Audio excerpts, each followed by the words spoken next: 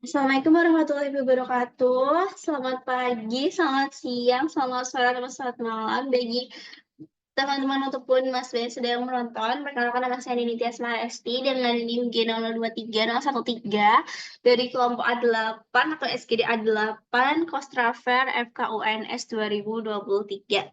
Di sini saya akan menjelaskan mengenai substansia nigra, kemudian nanti ada pons paroli, ada medula oblongata, dan juga ada cerebellum yang akan saya susun dalam Inhal Anatomi blok 2.3 di semester 2 ini. Baik, yang pertama, jadi di sini pada kasus itu ada sebuah skenario di mana Bang Sopo datang ke IGD dengan keluhan tidak bisa menjaga keseimbangan. Jalannya sulit, dan langkahnya pendek, badannya bungkuk, dan tangannya kadang bergetar tidak stabil. Nah, di sini ada pertanyaannya. Yang pertama atau A, apa kemungkinan penyebab kelainan Bang Sopo tersebut? Yang B, di mana letak anatomi dari kelainan tersebut? Dan juga yang C, jelaskan anatomi dari pons, medula oblongata, dan juga cerebellum. Jadi, langsung aja kalau menjawab pertanyaan yang A, yaitu penyebab atau kemungkinan penyebab kelainan dari yang dialami oleh Bang Sopo. Jadi, di Bang Sopo ini dapat ditemukan adanya Parkinson disease atau hilangnya normal swallowtail sign atau appearance pada substansia nigra. Jadi letaknya itu di substansia nigranya. Nah, di sini ada contoh gambarnya di mana kalau misalnya dia itu normal, seharusnya itu pada garis ini dia itu substansia nigranya itu seperti nyambung gitu, seperti tanduk. Sedangkan kalau misalnya dia itu terkena Parkinson disease, jadi dia itu garisnya ini terputus. Jadi dia terhilang gitu, normal swallowtail sign-nya itu dia hilang pada substansi nigranya kayak gitu. Terus di sini juga ada contoh-contoh gambar yang dia itu ada probably normal, terus ada probably abnormal kayak gini. Jadi kalau misalnya yang Parkinson disease ini tadi yang dialami oleh Bang Sopo. Mengenal lebih lanjut mengenai penyakit ini atau Parkinson disease ini, next di sini adalah Parkinson itu apa? Dia itu adalah penyakit yang disebabkan oleh sintesis dopamin yang jauh berkurang. Jadi dia tuh yang normalnya harusnya segini nih pada PPT ini, dia seharusnya bisa normal movement-nya itu banyak, tetapi pada Parkinson disease ini tadi ditemukan ada kekurangan gitu sintesis dopaminnya, sehingga dia itu cuma sedikit dopamin yang dikeluarkan kayak gitu, khususnya di dalam substansi nigra. Nah, berkurangnya dopamin ini tadi mencetuskan timbulnya suatu sindrom, di mana dia itu ada paralisis agitans, kelumpuhan gemetar yang ditandai oleh hipkinesis, rigor, dan juga tremor saat istirahat kayak gitu. Jadi dia itu ada nih, contohnya ada tremor di tangan, terus ada persistent tremor yang di daerah kaki, seperti itu. Nah, selain itu penderita ini juga mengalami peningkatan sekresi saliva, air mata, keringat, dan juga sebum. Kemudian penderita juga akan memperlihatkan gangguan kognitif dan juga mood-nya. Jadi mood-nya itu terganggu, berubah-ubah seperti itu. Nah, cirinya itu dapat mudah diingat dengan singkatan TRAP. T-nya itu adalah tremor at rest, jadi dia tremor saat istirahat. R-nya itu rigidity, A-nya akinesia, dan juga P-nya itu adalah postural instability, seperti itu.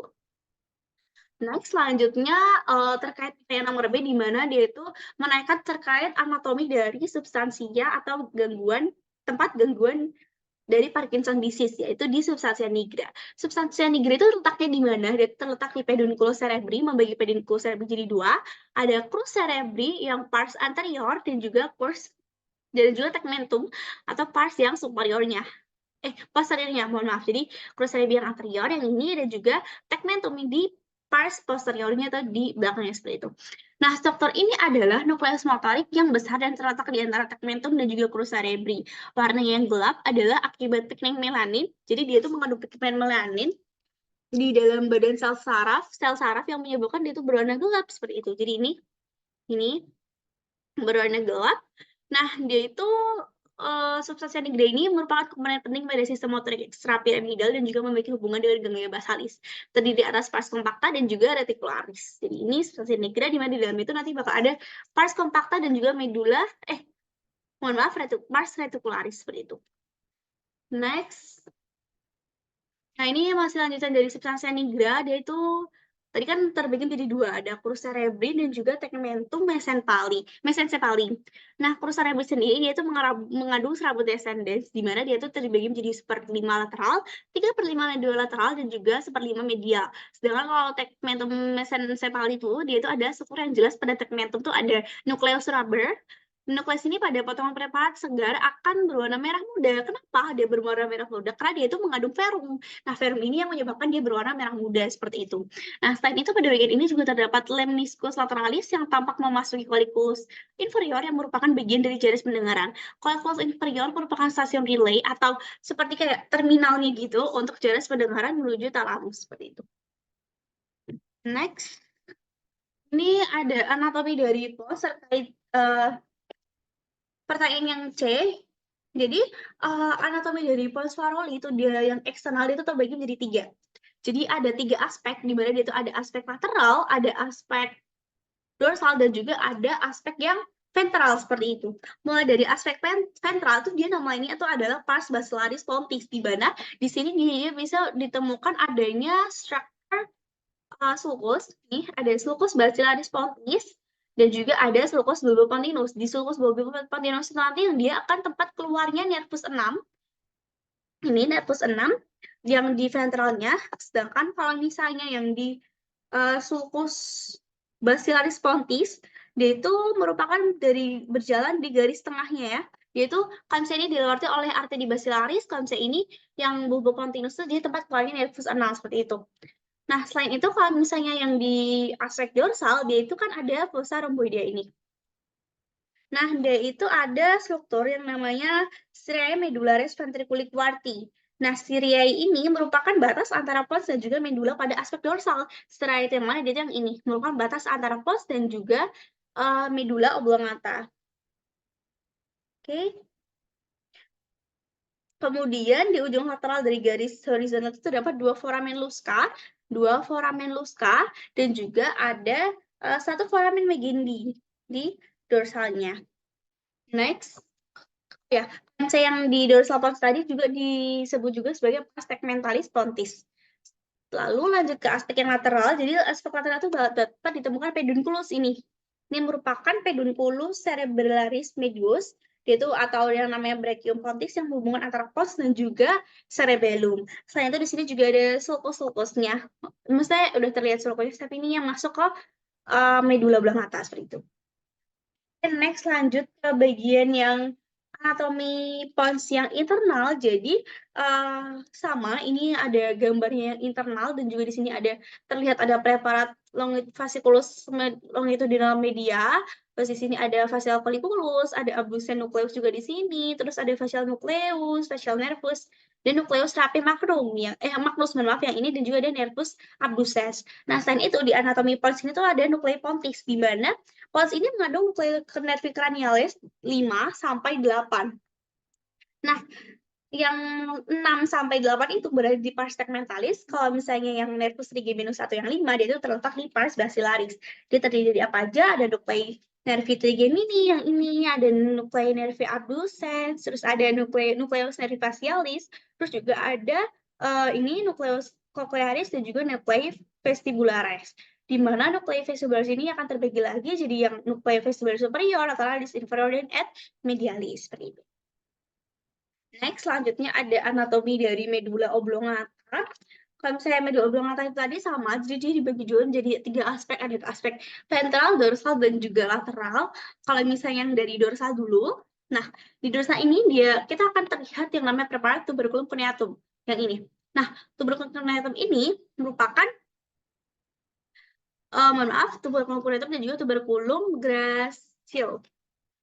Tuberculum cuneatum dan juga tuberculum gracile. Nah, yang ini yang cuneatum, nah ini yang gracile kayak gini. Nah, nucleus cuneatus dan nucleus gracilis itu secara berurutan merupakan penyusun dari kedua tuberculum tersebut. Di antara kedua tuberculum tersebut terdapat alur pemisah. Dan di antara ini ada alur pemisah ini yang namanya sulcus intermedius posterior seperti itu.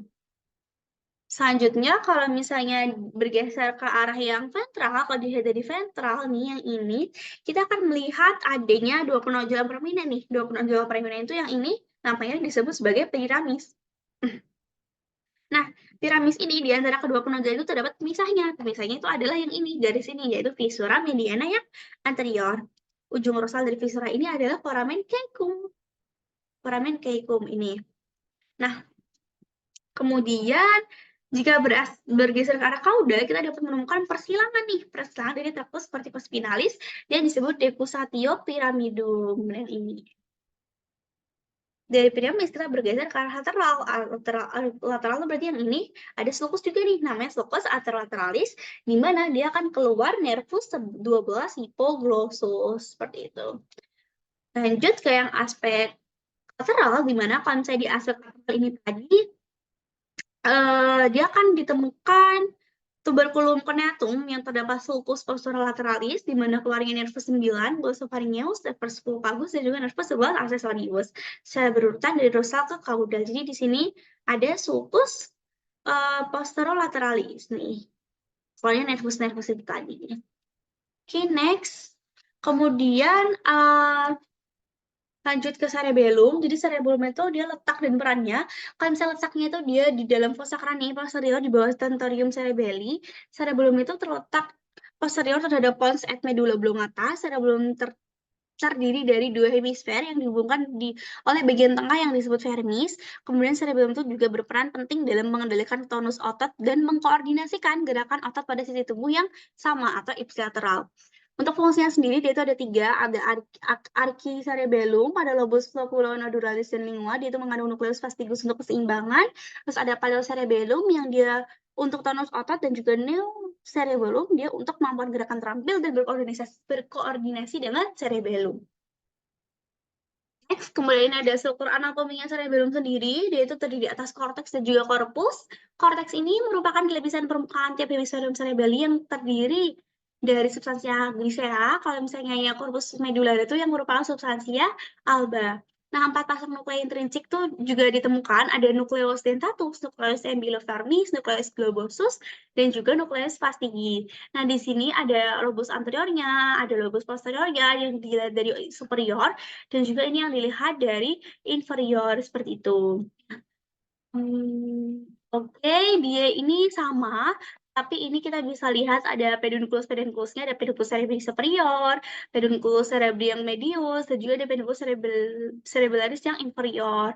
Nah, kalau misalnya ini, dia itu ada nukleus cerebralnya, tadi ada fastigial, ada globus, ada dental. Dental yang ini sama emboliform, seperti itu. Oke, baik. Sekian yang dapat saya sampaikan. Mohon maaf apabila terdapat kesalahan kata ataupun materi, mohon untuk perbaikannya.